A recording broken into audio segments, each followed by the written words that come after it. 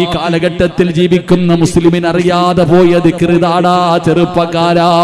ഇസ്ലാം സമുദായത്തില് മുസ്ലിമീങ്ങളിൽ ആത്മഹത്യ വളരെ കുറവായിരുന്നല്ലോ. ഇപ്പൊ മുസ്ലിമീങ്ങളുടെ ആത്മഹത്യ വല്ലാതെ വർദ്ധിക്കുകയാ. കയറെടുത്ത് തൂങ്ങുകയാണ്, നരമ്പ് മുറിക്കുകയാണ്, വിഷമടിക്കുകയാണ്. ഏതൊക്കെ രീതിയിലാണ് ആത്മഹത്യ വല്ലാതെ വർദ്ധിച്ചു പോകുന്നത്? അതിന്റെ കാരണം എന്തെന്നറിയോ? മക്കളോട് വഴക്ക് പറയാ, മക്കളെ വഴക്ക് പറയാ ഉമ്മയ്ക്ക് പേടിയാ, മക്കളെ തല്ലാ വാപ്പയ്ക്ക് പേടിയാ. ചോദിക്കുന്നത് വാങ്ങിക്കൊടുത്തില്ലെങ്കിൽ റൂമിനകത്ത് കയറിയിട്ട് കഥകടച്ചിട്ട് തൂങ്ങുന്ന കാലവാ. SLC പരീക്ഷ തോറ്റതിന്റെ പേരിൽ ചാകുന്ന മക്കളുടെ കാലവാ. എന്തുകൊണ്ട് നമ്മുടെ മക്കൾ ഇങ്ങനെ ആയിപ്പോയതെന്നറിയോ? അവർക്ക് അല്ലാഹുവാണെന്ന് നീ പഠിപ്പിച്ചു കൊടുത്തില്ലല്ലോ. അത് പള്ളിയിലെ ഖതീബിന്റെ ജോലിയായിരുന്നില്ല, മദ്രസയിൽ പഠിപ്പിക്കുന്ന ഉസ്താദിന്റെ ജോലിയല്ല അല്ലാഹുവാണെന്ന് മക്കളെ പഠിപ്പിക്കലൂ. അത് വാപ്പയുടെ കടമയാ, അത് മാതാപിതാക്കളുടെ കടമയാ, വാപ്പയുടെയും ഉമ്മയുടെയും കടമയാണ്. അല്ലാഹ് ആരാണെന്ന് പഠിപ്പിച്ചു കൊടുക്കണം, മുത്തുനബി ആരാണെന്ന് പഠിപ്പിച്ചു കൊടുക്കണം. ഇത് നിന്റെ ബാധ്യതയാണോ?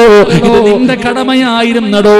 അത് പഠിപ്പിച്ചു കൊടുക്കാത്തതിന്റെ പേരിലല്ലേ നിന്റെ മക്കൾ ആത്മഹത്യ ചെയ്യുന്നത്?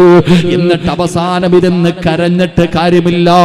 അതുകൊണ്ട് എന്റെ പ്രിയപ്പെട്ടവരോട് പറയുകയാ, നിങ്ങൾ പറയും സിറാജ് ഉസ്താദ് പറയാ വളരെ എളുപ്പമാണ്.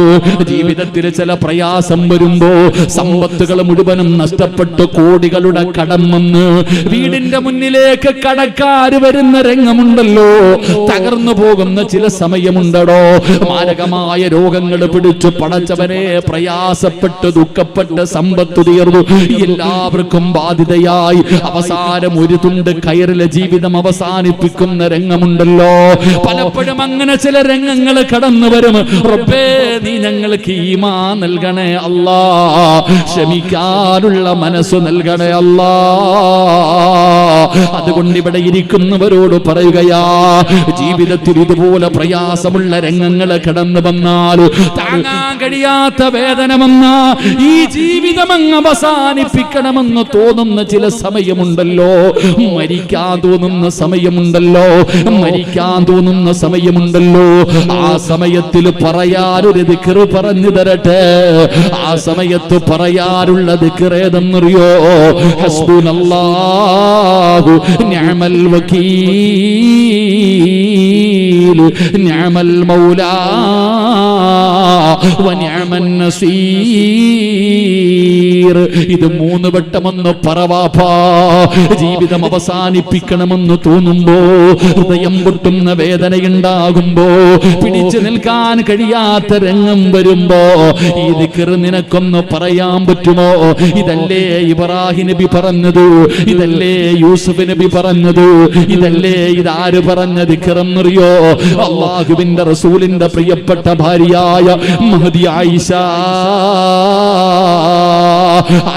ബീബി റളിയല്ലാഹു തആല അൻഹ, അല്ലാഹുവിന്റെ പ്രവാചകനായ അല്ലാഹുവിന്റെ പ്രവാചകന്റെ ഭാര്യയായ ആയിഷ ബീബി റളിയല്ലാഹു തആല അൻഹ, ആയിഷ ബീബിയെ കുറിച്ച് വ്യഭിചാരത്തിന്റെ ആരോപണം നടത്തുകയാ.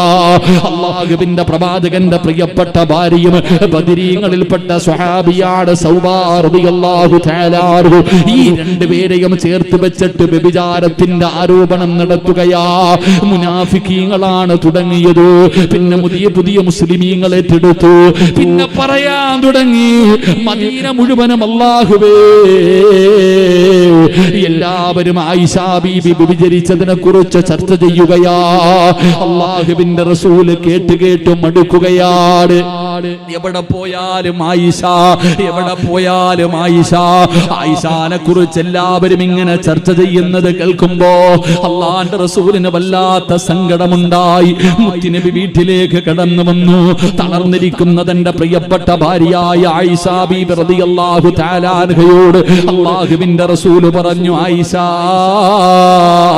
കുറച്ചു ദിവസം നീ നിന്റെ വീട്ടിൽ പോയി നിൽക്കുക ആയിഷ. റസൂലുള്ള വീട്ടിൽ നിന്ന് ഇറക്കി വിട്ടതല്ല. അല്ലാഹുവിന്റെ റസൂല് തന്റെ ആയിഷയ്ക്ക് സമാധാനമുണ്ടാകട്ടെ എന്ന് കരുതിയിട്ട് മുത്തുനബി തന്റെ വീട്ടിലേക്ക് പറഞ്ഞു വിടുകയാ. ആയിഷ ബീവിക്ക് അതത്ര താങ്ങാൻ പറ്റിയില്ല. അല്ലാഹുവേ, റസൂലുള്ളാഹിയുടെ വീട്ടിൽ നിന്ന് തന്റെ വീട്ടിലേക്ക് പോകാൻ തയ്യാറെടുക്കുമ്പോ തന്റെ പ്രിയപ്പെട്ട വാപ്പ അബൂബക്കർ സിദ്ദീഖ് റളിയല്ലാഹു തആല അൻഹു കടന്നു വരികയാണ്. ആയിഷ ബീവി തന്റെ പിതാവിനെ കണ്ടപ്പോ ഓടിച്ചെന്ന് ഉപ്പയുടെ കൈപിടിച്ചിട്ട് കരയുന്നു, വാപ്പാ, ഞാൻ അല്ലാഹുവിന്റെ റസൂലിന്റെ ഭാര്യ, ഞാൻ അങ്ങനെ ചെയ്യുമെന്ന് വാപ്പയ്ക്ക് തോന്നുന്നുണ്ടോ? ഞാനിത് വ്യഭിചരിക്കുന്നവളാണെന്ന് തോന്നുന്നുണ്ടോ? ഉപ്പാടെ കയ്യിൽ പിടിച്ചു പൊന്നാര മകള് കരയുമ്പോ അതാ അബൂബക്കർ തങ്ങളൊന്നും മിണ്ടിയില്ല. പടച്ചവനെ തന്റെ വീട്ടിലേക്ക് കടന്നു ചെല്ലുമ്പോ 9.5 മാസക്കാലം ഗർഭം ചുമന്ന് മരണവേദനയുടെ വേദനയെന്നത് പ്രസവിച്ച തന്റെ പ്രിയപ്പെട്ട പൊന്നുമകളുടെ കണ്ണ് നിറഞ്ഞാൽ ഏതുമ്മയ്ക്കാടോ താങ്ങാൻ പറ്റുക? നെഞ്ചുപൊട്ടുന്ന ഹൃദയത്തോടെ ആയിഷ ബീവി റളിയല്ലാഹു തആല മാതാവിന്റെ മാറിടത്തിലേക്ക് ചെന്ന് ചേർത്ത് പിടിച്ചിട്ട് കരഞ്ഞുകൊണ്ട് പറയുന്ന, ഉമ്മ, ഞാൻ തെറ്റുകാരിയല്ല ഉമ്മ. അവിടെന്ന് മാതാവിന്റെ മുന്നിൽ പോയി പൊട്ടിക്കരഞ്ഞുകൊണ്ട് പറയുമ്പോ ഉമ്മ പറയുന്നു, മോളെ, തെളിവുകൾ മുഴുവനും നിനക്കെതിരാ, തെളിവുകളെതിരാണ്. ആയിഷ ബീവി അതാ വീടിനകത്തേക്ക് കേറുകയാ. നിന്നെ പോലെ 18, 20, 25, 30 വയസ്സൊന്നും ഇല്ലായിരുന്നു പെങ്ങള്, ചെറിയ പ്രായമായിരുന്നു. ആയിഷ ബീവി അവിടെ നിന്ന് നരമ്പ് മുറിച്ചില്ല, വിഷമെടുത്ത് കുടിച്ചില്ല, തൂങ്ങാൻ തയ്യാറായില്ല. വീടിനകത്ത് കയറിയിട്ട് ഒറ്റക്കിരിക്കുകയാ. നിന്റെ മകളുടെ പ്രായമേ ഉള്ളൂ, നിന്റെയൊക്കെ മക്കളുടെ പ്രായമേ ഉള്ളൂ. ആയിഷ ബീവി റളിയല്ലാഹു തആല അൻഹ വീടിനകത്ത് കയറിയിട്ട് ഇരിക്കുകയാണ്. ദിവസങ്ങൾ കഴിഞ്ഞു. എല്ലാ ദിവസവും സുബഹി നമസ്കാരം കഴിഞ്ഞിട്ട് ആയിഷ ബീവി വീടിന്റെ വാതിലിൽ ഇങ്ങനെ നോക്കി നിൽക്കുകയാണ്. അല്ലാഹുവിന്റെ റസൂല് വരുന്നുണ്ടോ? മുത്തുനബി വരുന്നുണ്ടോ? ആഴ്ചകൾ കഴിഞ്ഞു. ഒരു ദിവസം രാവിലെ തന്റെ വീടിന്റെ വാതിലിലേക്ക് നോക്കിയിരിക്കുമ്പോ അതാ വരുന്നു നബി മുഹമ്മദ് മുസ്തഫ സല്ലല്ലാഹു അലൈഹി വസല്ലമ തങ്ങൾ ചിരിക്കുന്ന മുഖത്തോടെ തന്റെ വീടിനകത്തേക്ക് കടന്നു വരികയാ. ആയിഷ ബീവിക്ക് പിടിച്ചു നിൽക്കാൻ കഴിഞ്ഞില്ല, ഇറങ്ങി ഓടുകയാ. ഓടിച്ചെന്ന് അല്ലാഹുവിന്റെ പ്രവാചകനെ കെട്ടിപ്പിടിച്ചുകൊണ്ട് ചോദിക്കുന്നു, നബിയേ, ഞാൻ തെറ്റുകാരിയല്ലെന്ന് അല്ലാഹു പറഞ്ഞോ നബിയേ? ഖുർആനിൽ ആയത്തിറങ്ങിയോ നബിയേ? ജിബ്രീൽ വന്നോ നബിയേ? ആയിഷ, നീ തെറ്റുകാരിയല്ലെന്ന് അല്ലാഹു പറഞ്ഞു. ആയിഷ, നീ നിരപരാധിയാണെന്ന് അല്ലാഹു പറഞ്ഞു. ആയിഷ ബീബി റളിയല്ലാഹു തആല സന്തോഷം കൊണ്ട് തുള്ളിച്ചാടിക്കൊണ്ട് പറയുന്നു, നബിയേ, ഖുർആനിൽ ആയത്തിറങ്ങുമെന്ന് എനിക്കുറപ്പായിരുന്നു നബിയേ. അല്ലാഹു എന്നെ കൈവിടില്ല നബിയേ. ജിബ്രീൽ വരുമെന്ന് എനിക്കറിയാ നബിയേ. അല്ലാഹുവിന്റെ റസൂല് ചോദിക്കുന്നു, ആയിഷ,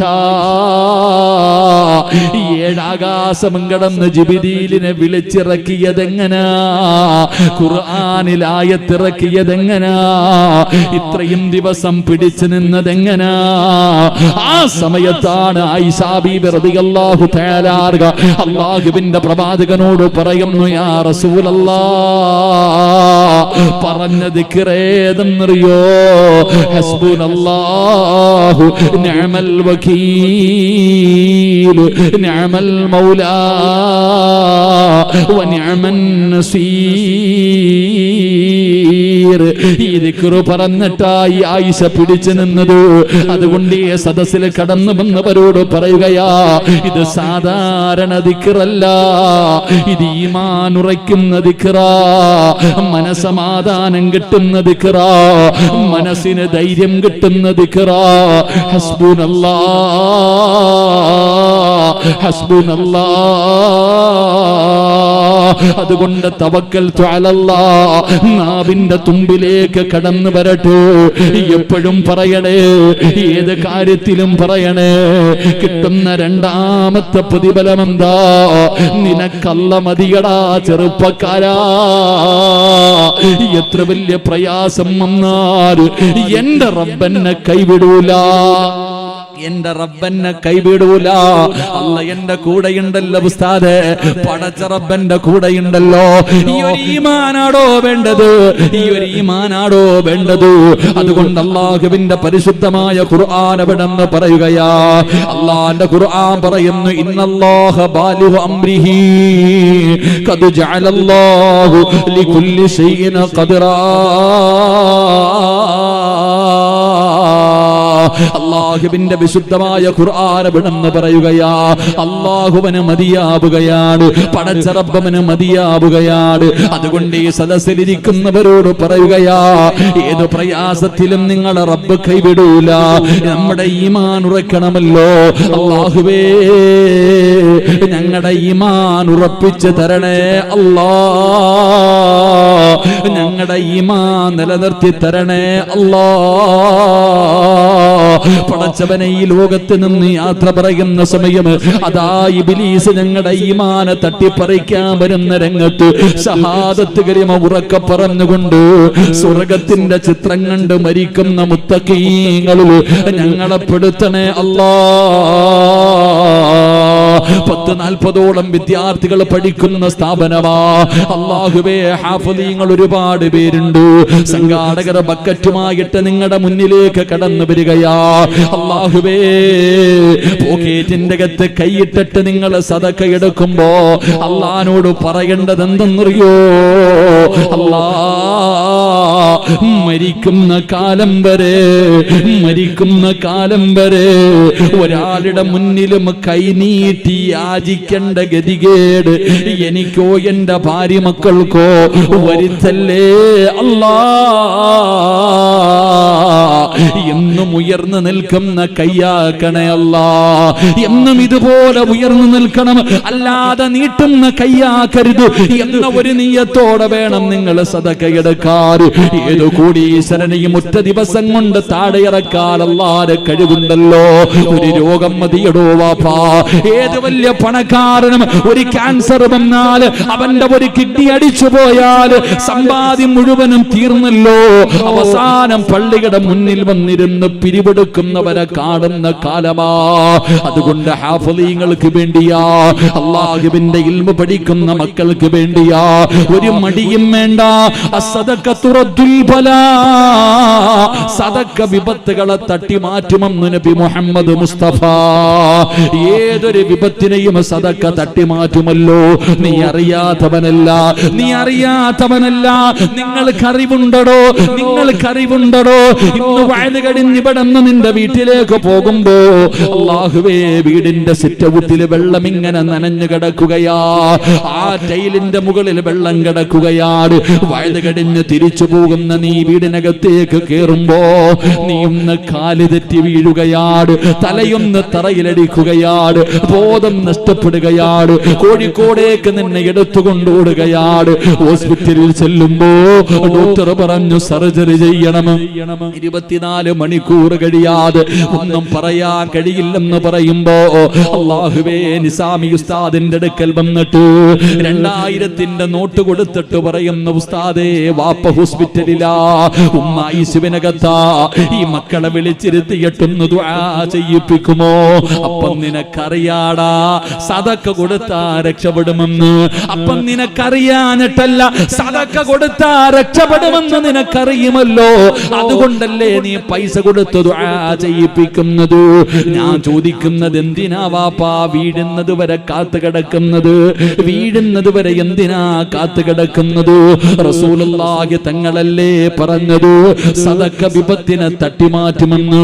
അല്ലാഹുവിന്റെ ഇൽമു പഠിക്കുന്ന, ഖുർആൻ ഹൃദയത്തിന്റെ അകത്ത് ചുമന്നുകൊണ്ട് നടക്കുന്ന മക്കൾക്ക് വേണ്ടിയാ ബക്കറ്റ് മുന്നിലേക്ക് കടന്നു വരികയാണ്.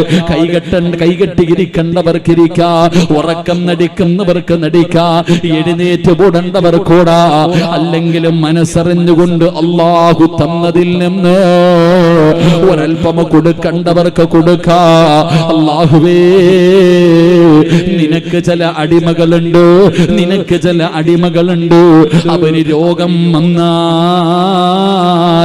സദക്ക കൊണ്ട് ചികിത്സിക്കുമെന്നു നബി മുഹമ്മദ് മുസ്തഫ മുത്തുനബിയല്ലേ പറഞ്ഞത്. അല്ലാഹുവിന് ചില അടിമകളുണ്ടോ വാപ്പാ, അവര് മരുന്ന് കടിച്ച് രോഗം മാറ്റുന്നവരല്ല, അവര് മന്ത്രം ചെയ്ത് രോഗം മാറ്റുന്നവരല്ല, അവര് സദക്ക കൊടുത്ത് രോഗം മാറ്റുന്നവരാ. അങ്ങനെ ചികിത്സിക്കുന്ന ചില അടിമകളുണ്ടെന്ന് നബി മുഹമ്മദ് മുസ്തഫ സല്ലല്ലാഹു അലൈഹി വസല്ലമ തങ്ങൾ പറയുമ്പോ, ഞങ്ങളുടെ ശരീരത്തിൽ എവിടെയെങ്കിലും മാരകമായ അറുത്തു മുറിക്കുന്ന രോഗങ്ങളുടെ അടുക്കലുണ്ടെങ്കിൽ ഈ സദക്കയുടെ ബറക്കത്ത് കൊണ്ട് കരിക്കണേ അല്ലാ, കരിച്ചു കളയണേ അല്ലാ. പടച്ചവനെ, നീ ഞങ്ങളെ കൈവിടല്ലേ അല്ലാ.